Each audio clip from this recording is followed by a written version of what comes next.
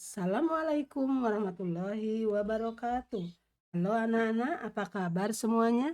Semoga kalian sehat selalu ya. Baik anak-anak, pada kesempatan ini kita akan belajar tentang tema 2, persatuan dalam perbedaan. Subtema 2, bekerja sama mencapai tujuan. Pembelajaran 1. Anak-anak, sebelum belajar, yuk kita berdoa dulu. Berdoa mulai. Berdoa selesai. Anak-anak, setelah proklamasi kemerdekaan Indonesia 17 Agustus 1945, seharusnya bangsa Indonesia telah merdeka dan terbebas dari segala bentuk penindasan serta penjajahan. Namun kenyataannya tidak demikian. Bangsa Indonesia masih perlu berjuang mempertahankan kemerdekaan Indonesia. Ya, mengapa? Yuk kita baca teks berikut. Perjuangan mempertahankan kemerdekaan Indonesia. Setelah proklamasi kemerdekaan Indonesia 17 Agustus 1945, bangsa Indonesia ternyata masih terus berjuang mempertahankan kemerdekaan Indonesia dari gangguan bangsa asing yang datang, seperti dari pemerintahan Belanda.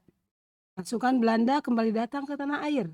Kedatangan ini disambut dengan berbagai bentuk perlawanan oleh bangsa Indonesia, sehingga sejak tahun 1945 sampai 1950 telah terjadi berbagai macam pertempuran di berbagai daerah antara pihak Indonesia dengan pihak Belanda yang dibantu oleh pasukan Inggris. Bagaimana perjuangan bangsa Indonesia dalam mempertahankan kemerdekaan Indonesia di berbagai daerah? Yuk kita baca ya. Pertempuran Surabaya. Pada tanggal 25 Oktober 1945, tentara sekutu yang dipimpin oleh Brigadir Jenderal Malabi, tanggal 27 sampai 30 Oktober 1945, terjadi kontak senjata antara para pemuda Indonesia dengan pasukan Inggris. Dalam pertempuran ini, pasukan Inggris dapat dipukul mundur. Bahkan, puncak dari pertempuran tersebut adalah terbunuhnya pemimpin pasukan Inggris, Brigadir Jenderal Malabi. Pada tanggal 9 November 1945, Inggris mengeluarkan ultimatum yang berisi semua pimpinan dan orang Indonesia yang bersenjata harus melapor dan meletakkan senjatanya di tempat yang ditentukan dan menyerahkan diri dengan mengangkat tangan. Namun ultimatum tersebut ditolak oleh pihak Belanda. Pada tanggal 10 November 1945 terjadi pertempuran yang sangat dahsyat. Pasukan Inggris menggempur Surabaya dari darat, laut, dan udara. Ya, jadi menggempur Surabayanya dari darat, laut, dan udara. Peristiwa 10 November ini diperingati sebagai Hari Pahlawan. Nah, anak-anak berdasarkan teks tadi, ya, silakan kalian isi peta pikiran berikut menggunakan kalimat efek. Ya. Nah, di sini sudah ada nih, Nak. Ada kata apa, mengapa, siapa, di mana, kapan, dan bagaimana. Ya. Nih, misalnya dari kata apa, sayang? Dari kata apa? Nah, atau dari kata mengapa?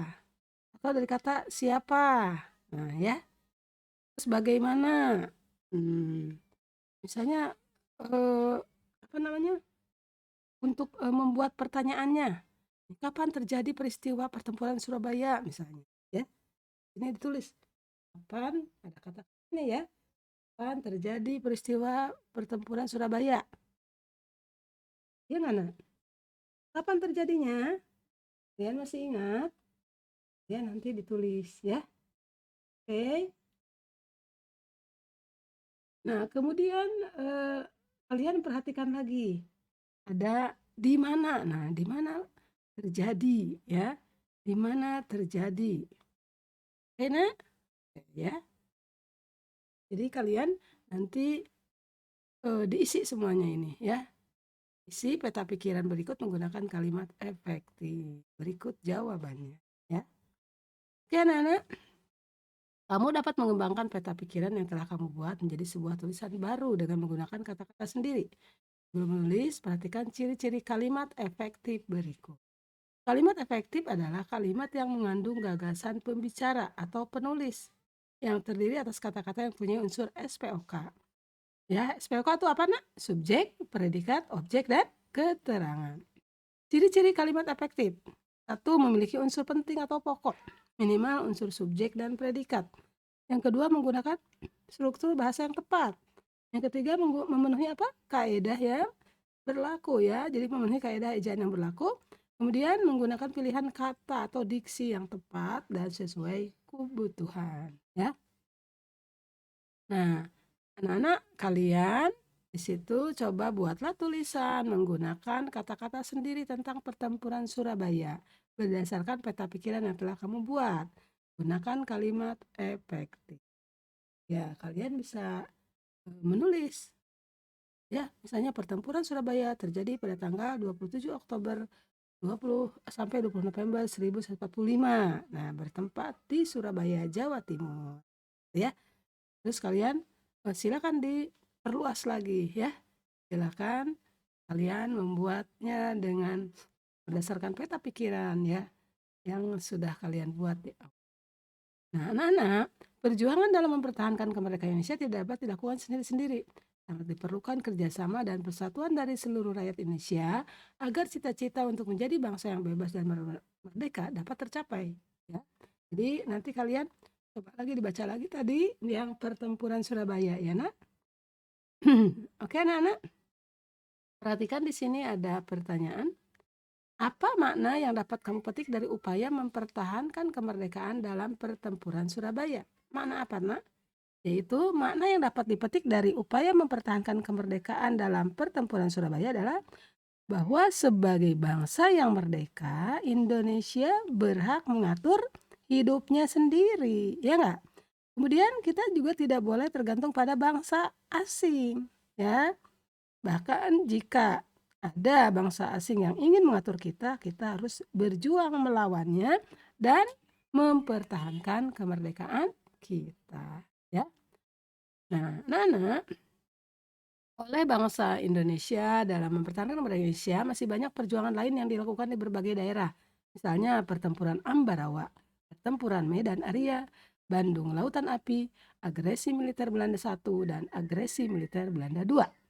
Nah, kamu akan mencari informasi tentang perjuangan dalam mempertahankan kemerdekaan secara berkelompok dengan pembagian tugas sebagai berikut.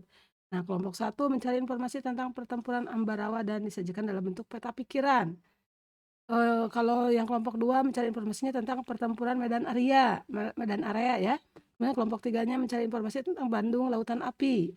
Yang keempat mencari informasi tentang agresi militer Belanda I, dan yang kelima mencari informasi tentang agresi militer Belanda kedua. Nah, setelah membuat peta pikiran, nanti kalian bisa menuliskan komentarnya tentang upaya dilakukan para pejuang dalam mempertahankan kemerdekaan Indonesia. Ya, Nak ya? Oke ya sayang ya. Nah, sekarang anak-anak, tahukah kamu bahwa perjuangan dalam mempertahankan kemerdekaan Indonesia dilakukan dengan berbagai strategi yang disesuaikan dengan kondisi daerah masing-masing. Ya. Nah, selain itu, persatuan dan kesatuan merupakan hal yang sangat penting dalam mempertahankan kemerdekaan dan keutuhan negara Kesatuan Republik Indonesia. Ya, sekarang kita mengamati anak-anak. Setelah belajar tentang sejarah perjuangan mempertahankan kemerdekaan, sekarang kamu akan mempelajari tentang cara hewan menyesuaikan diri dengan lingkungan tempat tinggalnya. Nah, amati oleh kalian ini. Kalian pernah lihat nggak? Ayam, bebek, ikan, cicak. Tentu semua sudah pernah lihat ya, Nak ya. Oke, anak-anak. Coba perhatikan di sini. Apakah kamu mengetahui ciri-ciri hewan tersebut? Coba. Kamu mengetahui ciri-ciri hewan tersebut, Nak? Dari ayam misalnya apa? Ya. Kemudian dari bebek apa? Kemudian ciri-ciri tempat tinggalnya. Nah, sekarang coba perhatikan di sini. Nah, ini ciri-ciri hewan dan habitatnya. Ayam. Coba ciri-ciri ayam bagaimana, anak-anak? Ciri-ciri ayam itu, ciri hewannya itu berkembang biak dengan bertelur. Kalian tulis di sini. Kembang biak dengan bertelur, berkaki 2, kemudian berbulu. Iya nggak? Termasuk kelompok apa, Nak? Unggas. Juga memiliki paruh. Kalian tulis di sini, sayang ya. Oke, itu tugasnya. Kemudian ciri habitatnya bagaimana? Ciri habitatnya terdapat di daratan, ya nggak? Biasanya di mana kamu lihat tuh ada ayam? Di pekarangan rumah, ya kan? Atau di belakang rumah ya. Nah, biasanya kalian, sering lihat. Oke. Kemudian yang kedua perhatikan ciri hewan dan ciri-ciri hewan dari ikan anak-anak. Dari ikan ciri hewannya apa? Berkembang biak dengan cara apa, Nak? Opipar, opopipipar, atau pipipar, ya nggak? Iya. Jadi ada yang bertelur, ada yang, beranak, ada yang bertelur dan, melahirkan, ya. Nah, kemudian memiliki sirip anak-anak, iya nggak? Kemudian bernapasnya menggunakan apa kalau ikan? Insang, iya nggak? Iya. Oke. Kemudian ciri-ciri habitatnya bagaimana? Hidupnya di mana, Nak? Kalau ikan? Hidupnya di perairan, ya kan? Ada air tawar, ada air laut, tergantung ikannya, ya nggak? Ini kalian juga diisi ya, oke ya, kalian isi ya. Nah, kemudian bebek. Kalian pernah lihat bebek? Pernah ya, Nak? Ciri-ciri dari bebek bagaimana, Nak? Itu berkembang biak dengan apa? Bertelur, pinter. Kemudian berbulu juga. Memiliki paruh ya, Nak? Oke, kakinya apa ciri khasnya? Berselaput, ya nggak? Kaki bebek itu berselaput, anak-anak. Karena untuk berenang nantinya. Ya, kaki bebek berselaput itu, kalian nanti bisa lihat ya, bisa lihat, kok berselaput ya? Nah, nanti, kenapa tuh? Kok bisa berselaput kaki bebek? Gunanya untuk apa? Ya kan? Kemudian memiliki sayap. Ya nggak, Nak? Jadi, ciri-ciri habitatnya bebek itu apa, Nak? Di daratan yang becek atau dekat dengan perairan air tawar anak-anak kalau bebek, ya. Oke, untuk cicak sekarang. Ciri-ciri hewannya bagaimana? Cicak itu ciri-cirinya memiliki perekat pada kakinya, iya nggak? Terus ciri-cirinya lagi apa? Ekornya bisa putus ketika terancam, iya nggak? Coba kalian pernah nggak lihat antara kepala dan badannya terpisah, antara kepala dan belakangnya terpisah, ya ekornya, iya nggak? Itu terancam, dia akan memutuskan ekornya. Kemudian memiliki 4 kaki dan dia juga berkembang biaknya dengan bertelur anak-anak, ya. Kemudian ciri habitatnya bagaimana? Dia hidup di permukaan vertikal seperti tembok anak-anak atau di atap rumah ya, permukaan yang horizontal ya. Ya anak-anak, itu yang harus kalian isi ya Nak ya. Lanjut, apakah terdapat hubungan antara ciri-ciri hewan dengan habitatnya? Coba, bagaimana Nak? Ada nggak hubungan ya? Terdapat hubungan tidak antara ciri hewan dengan habitatnya? Ya. Ternyata ciri khusus pada hewan tersebut mempunyai hubungan yang erat dengan habitatnya atau dengan tempat tinggalnya. Misalnya ikan memiliki insang untuk bernapas di dalam air. Cicak memiliki perekat pada kakinya untuk dapat apa? Menempel. Ya enggak? Kemudian bebek memiliki selaput pada kakinya agar dapat berenang di air. Begitu anak-anak, ya. Oke. Anak-anak, Tuhan menciptakan makhluk hidup dengan segala keunikan dan keistimewaannya, tidak terkecuali hewan. Keunikan dan keistimewaan hewan tersebut kita kenal dengan ciri khusus. Ciri khusus pada hewan tersebut mempunyai hubungan yang erat dengan tempat tinggalnya. Misalnya, yang tadi, ikan memiliki insang untuk bernapas di dalam air. Yang memiliki perekat pada kakinya untuk dapat menempel di dinding, dan bebek juga memiliki selaput pada kakinya untuk dapat berenang di air ya. Oke, anak-anak kita baca yuk tentang bebek nih. Bebek memiliki ciri khusus yang disesuaikan dengan tempat tinggalnya. Bebek hidup di darat.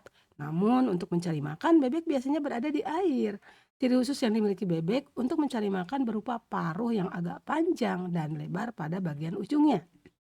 Bebek mencari makan di air, seperti kolam, sungai, sawah, atau danau yang dangkal.